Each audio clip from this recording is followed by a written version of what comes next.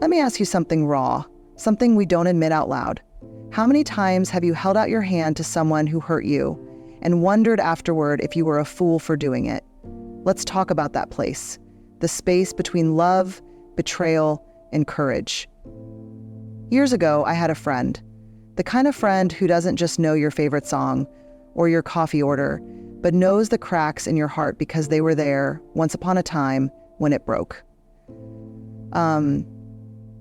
And once upon a time when it broke, the kind of friend who held your hand when you got bad news, who stayed up with you through the storms, who felt like home. And then, slowly, almost imperceptibly at first, something changed. It wasn't one big betrayal, no dramatic falling out, no slammed doors or harsh words. It was a slow drip, little betrayals, quiet ones. A story I shared in confidence found its way into gossip.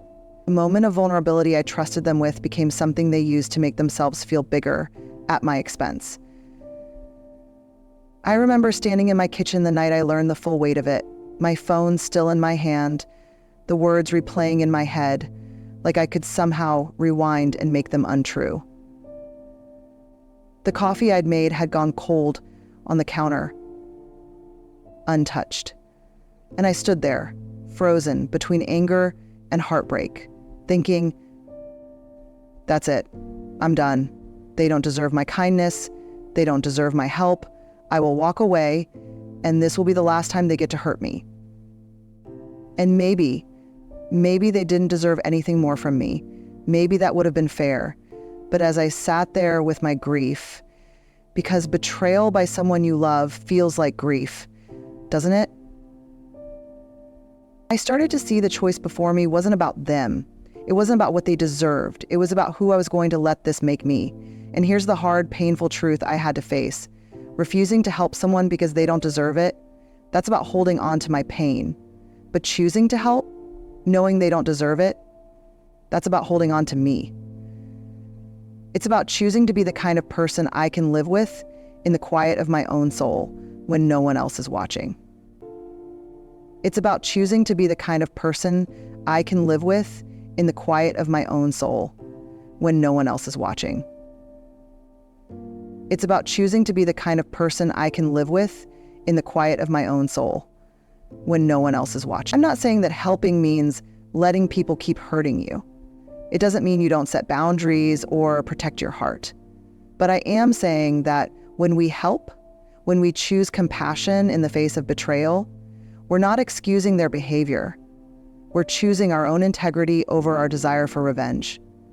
We're choosing to be the kind of person who heals instead of hardens. And what I've learned through tears, through nights of replaying every word, through the ache of disappointment, is this.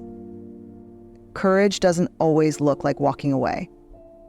Sometimes courage looks like staying soft in a world that tried to make you hard. Sometimes courage is the quiet, unseen decision to extend a hand, not because they deserve it, but because you do.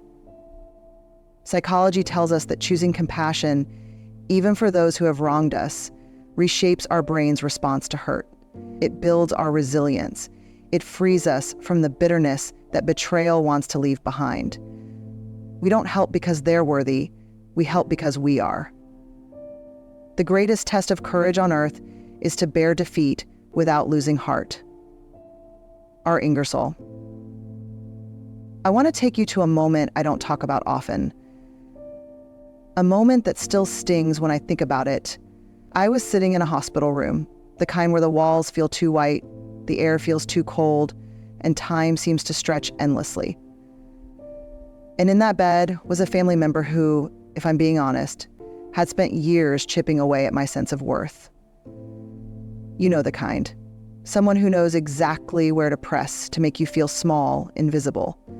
Someone who, no matter how much you try to prove yourself, always finds a way to remind you that you're not enough in their eyes. And yet, there I was, sitting in that chair, holding their hand as they drifted in and out of sleep. And I remember looking at that hand, the same one that once pointed at me in disappointment, the same one that waved me off when I tried to explain my heart. and feeling this quiet war inside myself. One voice screamed, "Why are you here? They don't deserve this. They wouldn't do the same for you." And the same voice said, "You," and another quieter voice said, "Because this is who you are. You show up." The truth that no one tells you is that helping someone who doesn't deserve it feels messy. It feels like you're betraying yourself at first. It feels like swallowing shards of glass, like choosing pain. And maybe in that moment, it is. But it's also choosing to not let their choices dictate who you become. I sat there in that chair for hours. No audience, no applause, no one to see the way I stayed. And, I think I said that with no more judgment of me or memory of me than I did when I left. But that's who you become.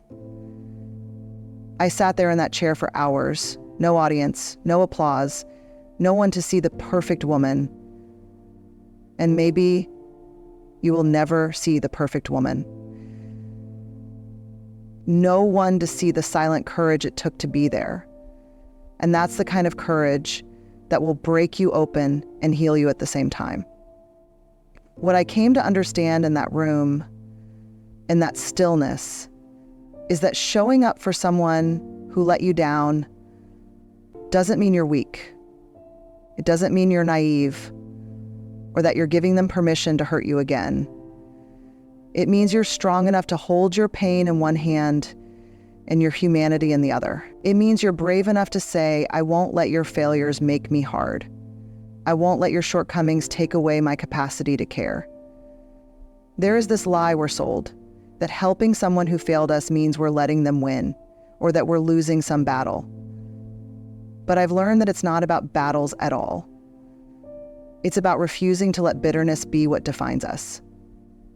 It's about choosing love, not the easy, happy ending kind of love, but the love that costs us something, the love that is a decision, not a feeling.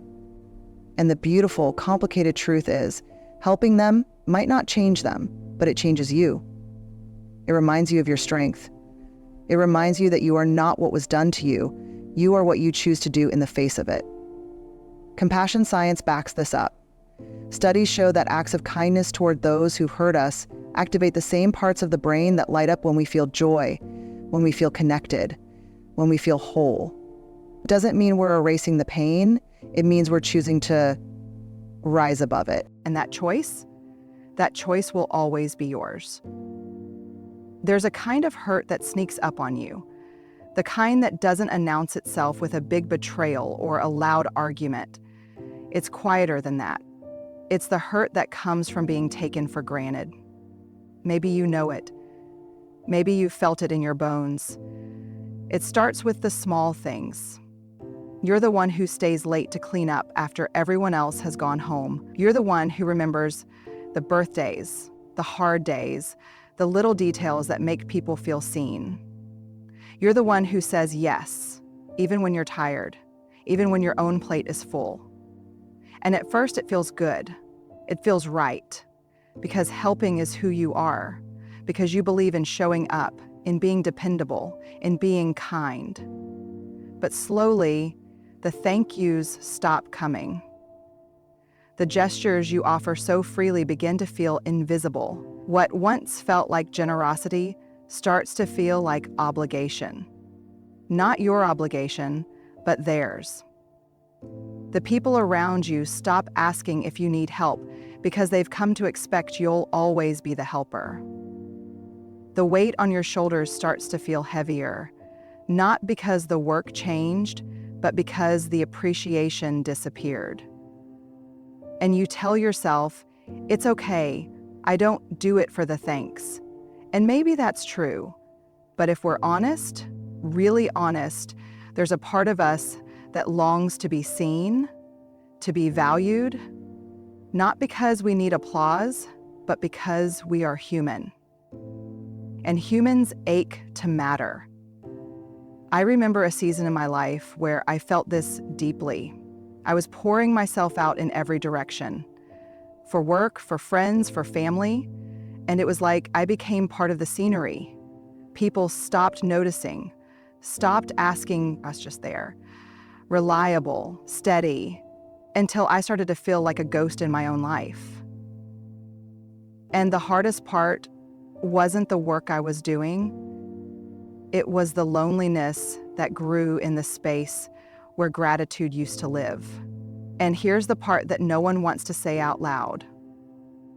When you're the helper, the giver, the dependable one, it's so easy to lose yourself.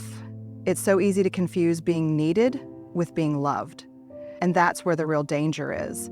Because if we're not careful, we start giving from a place of emptiness. We start helping because we think that's the only way we're worth keeping around. But what I've learned, what I had to learn, is that helping people who take you for granted doesn't mean you let them keep doing it.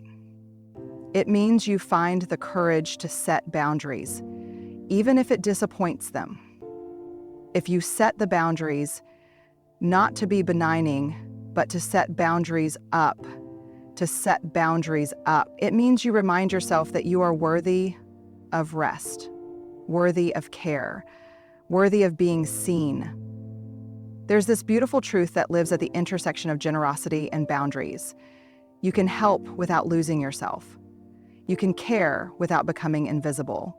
In fact, the most courageous thing you can do is to say, I will keep showing up in love, but I will not let my love cost me my wholeness. And the science backs this up. Research on burnout shows that when we give without boundaries, without reciprocity, without acknowledgement, it erodes our well-being.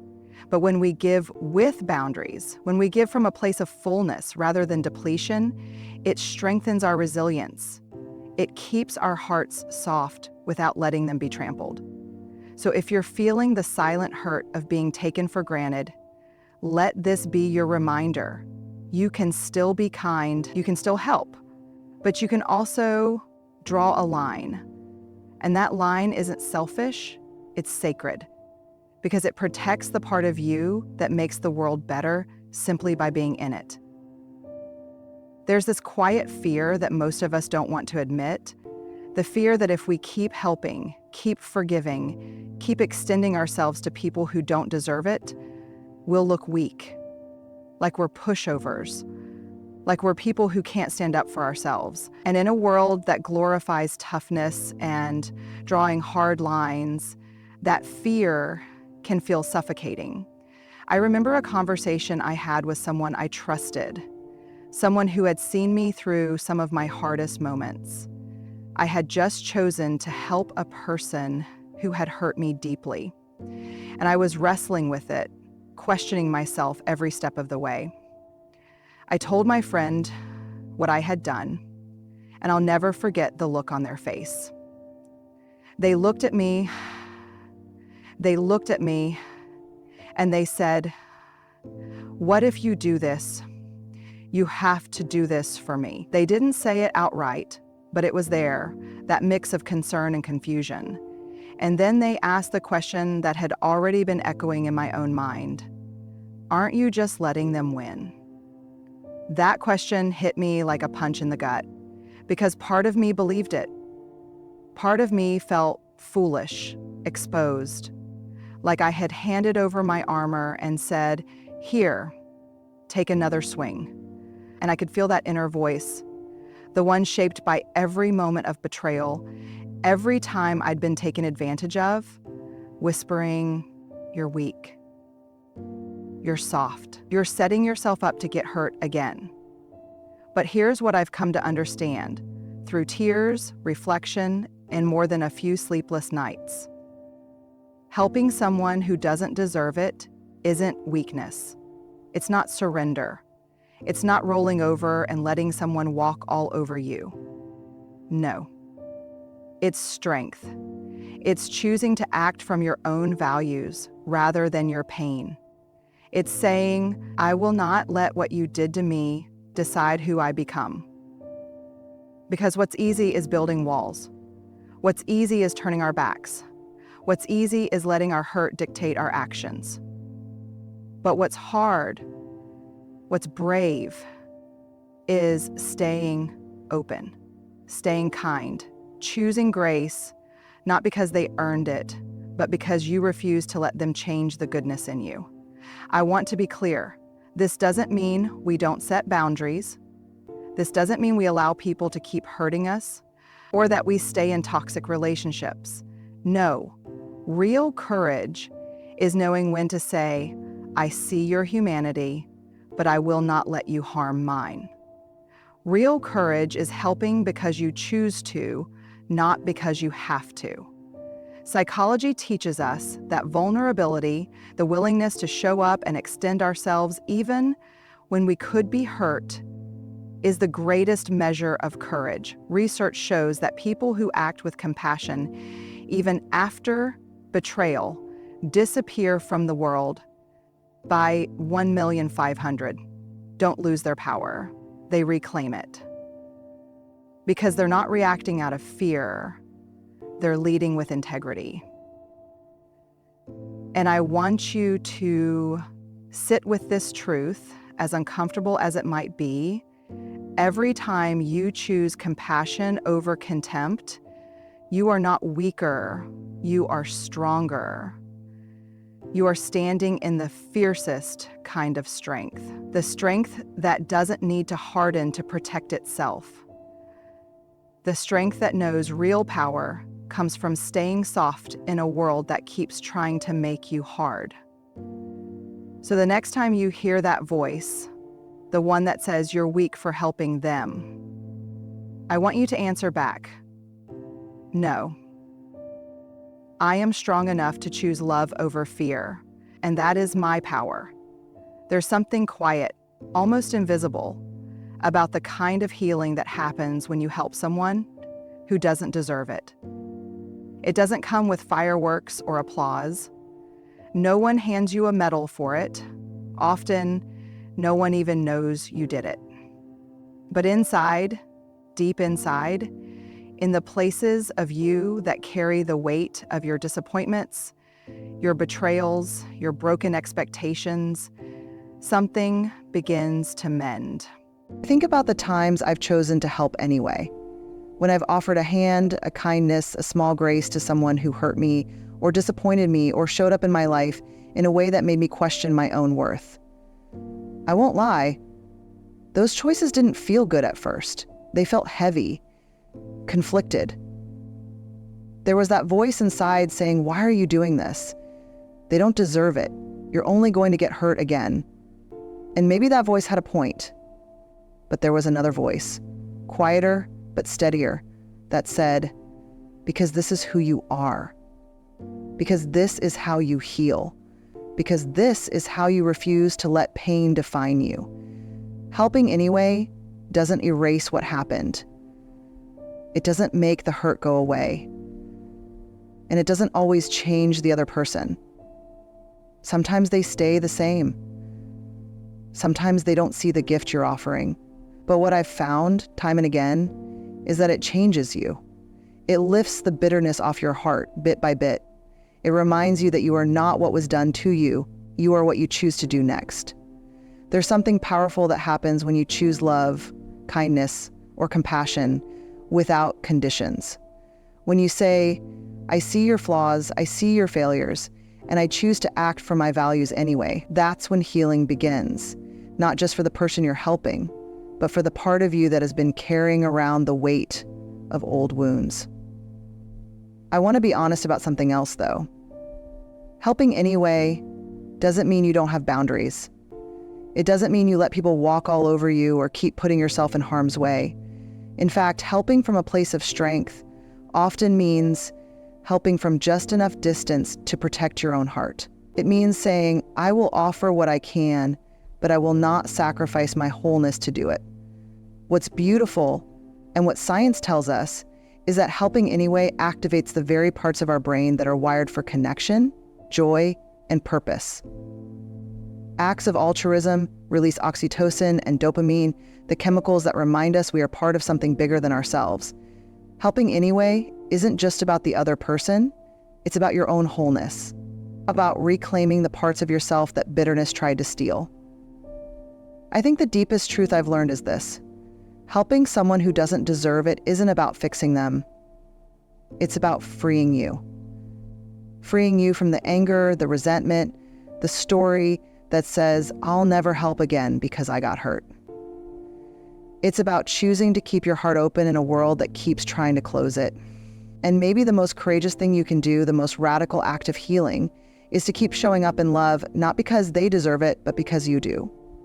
Because you deserve to live with a heart that stays soft. Because you deserve to be the kind of person who can look in the mirror and say, I stayed true to who I am. Helping anyway won't always change them, but it will change you. And sometimes that's the miracle we need most. So when you're faced with the choice to help or to harden, ask yourself this: who do I want to be on the other side of this moment? Courage isn't always loud. Sometimes it's a quiet decision to show up with love, even when no one's watching and even when they don't deserve it.